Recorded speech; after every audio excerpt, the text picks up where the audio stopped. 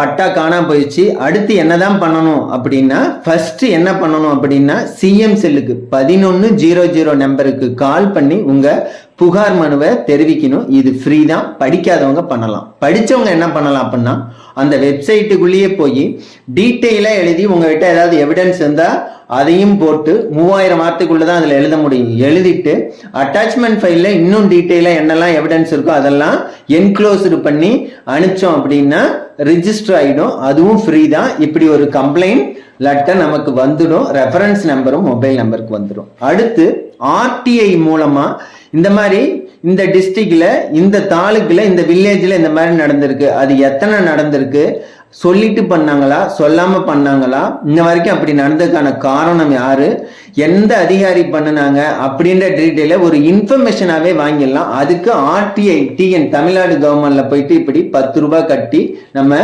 அதுல ரெஜிஸ்டர் பண்ணோம்னா வந்துடும்.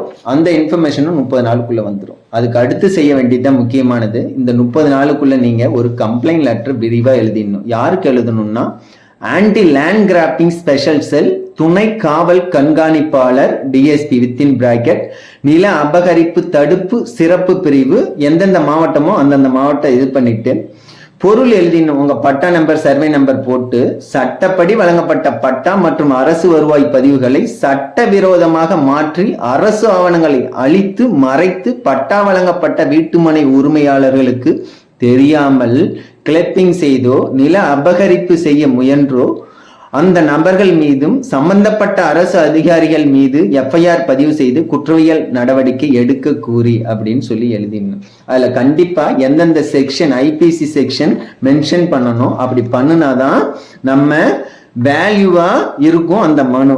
ஐபிசி செக்ஷன் 420 7 ஆண்டு வரைக்கும் சிறை தண்டனை கிடைக்கும், அபராதமும் கிடைக்கும். ஐபிசி 465 2 ஆண்டுகள் வரை சிறை தண்டனை, அபராதம் கிடைக்கும்.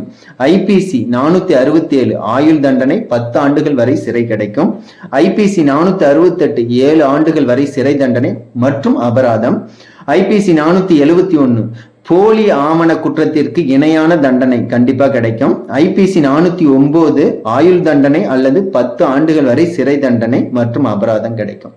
இதெல்லாம் மென்ஷன் பண்ணிட்டு உங்ககிட்ட என்னெல்லாம் டீட்டெயில் இருக்கோ அதெல்லாம் கொடுத்துட்டு ஃபைனலா சர்வே நம்பர், பட்டா நம்பர் போட்டு அதனோட revenue records, mutation register, A register, chitta, adangal, FMB, UDR records, online patta transfer history, clubbing proceeding, computer database logs இதெல்லாம் கைப்பற்றியும் ஆய்வு செய்யணும்னு சொல்லி எழுதிட்டு அட்டாச் பண்ணி நம்ம கம்ப்ளைண்ட் கொடுக்கறது தான் பெஸ்ட் வே. இதை கொடுத்தாதான் நம்ம நிலம் நமக்கு வரும்.